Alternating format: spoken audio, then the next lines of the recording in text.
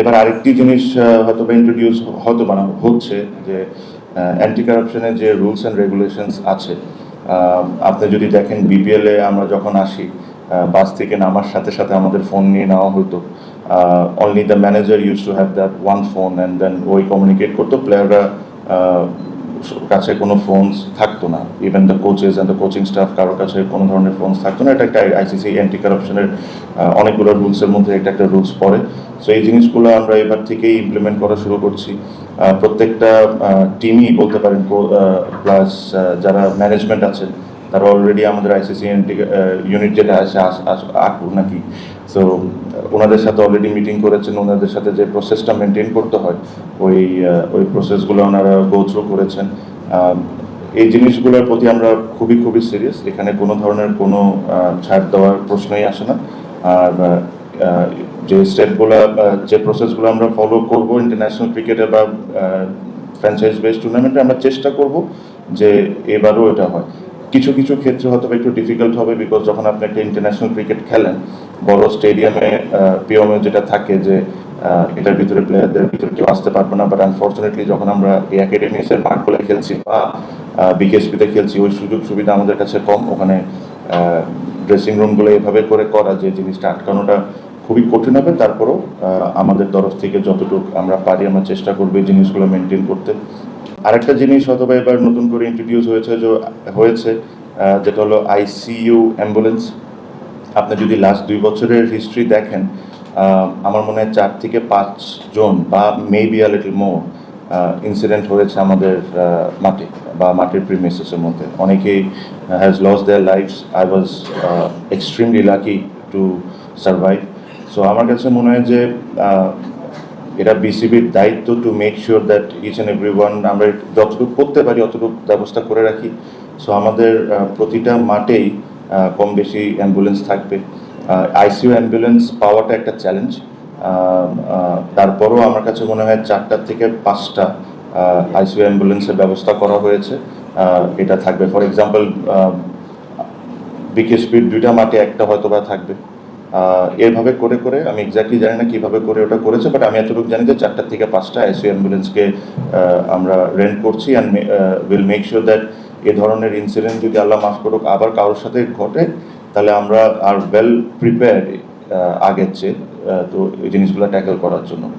Actually এটা আমাদের cricketing ইকোসিস্টেমের this is probably one of the most important tournaments আমাদের প্লেয়ারদের জন্য, প্রত্যেকটা ক্রিকেট প্লেয়ারদের জন্য বাংলাদেশে। এটাকে হোস্ট করা ওয়াজ চ্যালেঞ্জিং, বিকজ আপনি জানেন যে লাস্ট কয়েক মাস ধরে ক্রিকেট ওয়াজ অলমোস্ট স্টিল অবস্থায় ছিল। তো আমরা যখন এটার দায়িত্ব পেয়েছি, আমি আর আমার বোর্ডের প্রত্যেকটা মেম্বার, আমাদের জন্য প্রথম চ্যালেঞ্জটা ছিল যে ঢাকা প্রিমিয়ার লিগ প্লাস আদার যে লিগগুলো আছে এগুলাকে মাঠে কিভাবে ফেরত নিয়ে আসতে পারি এটা নিয়ে কাজ করা। সো আমার মনে হয় যে আমাদের ফার্স্ট ডে বা সেকেন্ড ডেতেই আমরা প্রত্যেকটা ক্লাবকে ডাকি, তাদের সাথে আলোচনা করা শুরু করি, and then we gave that confidence তাদেরকে যে যা আগে হয়েছে ওই জিনিসগুলো রিপিট হবে না, and then everything will be treated very fairly. So আর তাদেরকেও প্রত্যেকটা টিমকেই আমি ধন্যবাদ জানাতে চাই। তারা ওই সাপোর্টটা বা ওই বিলিফটা আমার উপর রেখেছে বা আমাদের উপর রেখেছে। সো প্রথমেই তাদেরকে আমি অবশ্যই ধন্যবাদ দিতে চাই। Premier league, Dhaka premier league আমরা জানি যে এটা একটা এমন একটা টুর্নামেন্ট যেটা এখন বিভিন্ন দেশে অনেক জায়গায় ফ্র্যাঞ্চাইজ বেসড T20 টুর্নামেন্ট আছে, এটা নিয়ে অনেক আলোচনা হয়। বাট ঢাকা প্রিমিয়ার লিগ 50 ওভার্সের একটা টুর্নামেন্ট যেটা পৃথিবীতে অনেক আলোচনা সবসময় ছিল, যে এখানে পৃথিবীতে অনেক বড় বড় প্লেয়ার, ওয়াসিম আকরাম থেকে নিয়ে শুরু করে সানাত জায়সুরের থেকে নিয়ে শুরু করে you name it has participate in this league.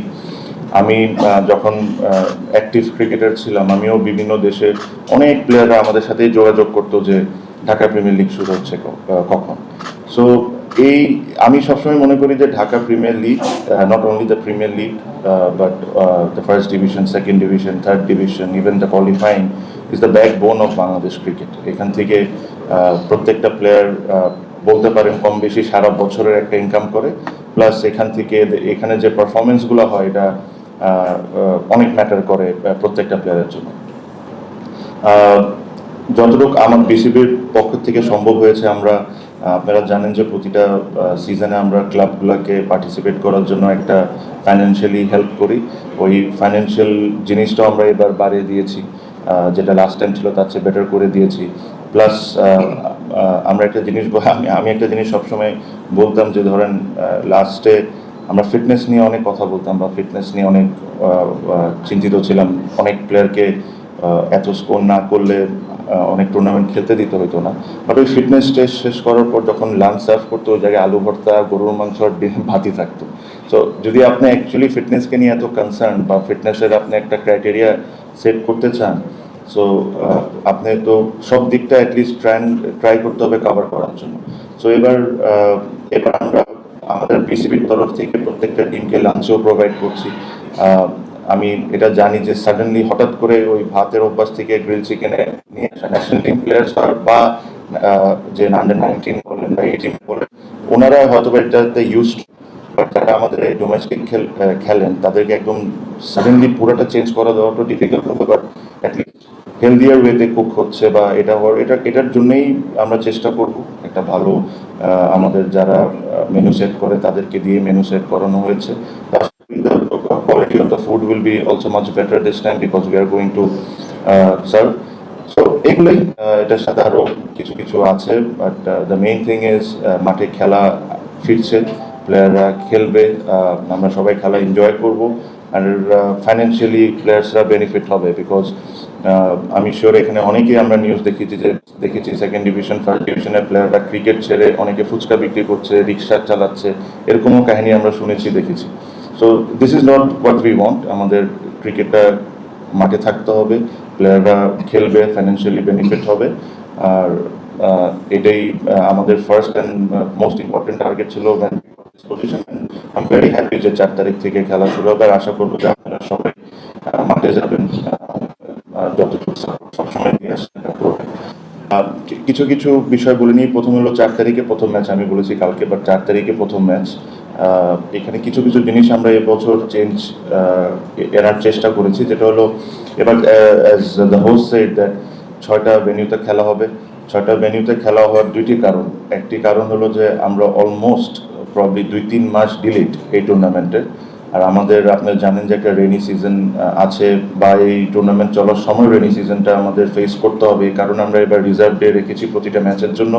আর 6টা গ্রাউন্ডে ম্যাচ হলে প্রত্যেকটা একটা রাউন্ড এক ম্যাচ করে শেষ হয়ে যাবে বেসিকলি। আর আমিও ব্যক্তিগতভাবে এটা সবসময় চাইতাম যে ওই বিকেএসপি আসা যাওয়া এটা একটা বড় হ্যাসেল সবার জন্য। প্লেয়ারদের প্রচণ্ড পরিমাণ কষ্ট হয়, আম্পায়ার্সদের বা সাথে এই টুর্নামেন্টের সাথে যারাই জড়িত সবারই ওখান থেকে যাওয়া আসা এভরি সেকেন্ডে it has become a hassle. এটাতে মানুষজন অসুস্থ হয়ে যাচ্ছে, প্লেয়াররা ইনজুর্ড হয়ে যাচ্ছে, আপনারা সাংবাদিক যারা আছেন সাংবাদিকদের জন্য একটা বড় হ্যাসেল হয়ে দাঁড়ায়। সো ওই 2টা মাঠ আমাদের অবশ্যই ইউজ করতে হবে, বাট যদি আমরা অন্য মাঠগুলোর অপশন রাখি তাহলে অল্টারনেটিভ ডেজে বা অল্টারনেটিভ ম্যাচেসে আপনার যেতে হবে। সো ট্রাভেলিংটাও কমে আসবে, এটা একটা জিনিস।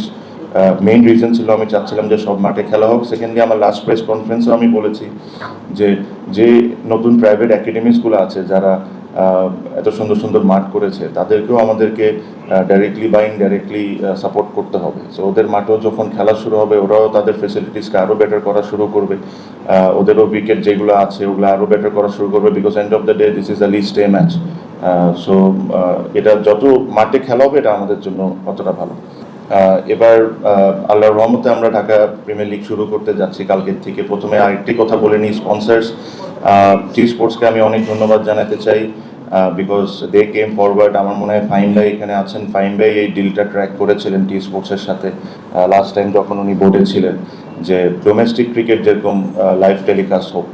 সো আমার কাছে মনে হয় এটা ফাহিম ভাইয়ের চমৎকার একটা উদ্যোগ ছিল। প্লাস ধন্যবাদ টি স্পোর্টসকেও এই কারণে যে এটা নিয়ে আমাদের অনেক সময় অনেক আলোচনা হয়েছে যে ডোমেস্টিক ক্রিকেট কেন আমরা টেলিকাস্ট করতে পারি না বা কেন টেলিকাস্ট করা হয় না, জানি আমি।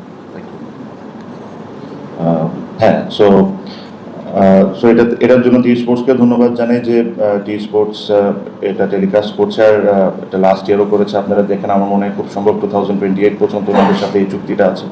Secondly Walton has been always a big supporter of Bangladesh cricket. এটা not only in Dhaka Premier League, আপনি যদি NCL দেখেন, ফার্স্ট ক্লাস টুর্নামেন্ট দেখেন, they have always come forward.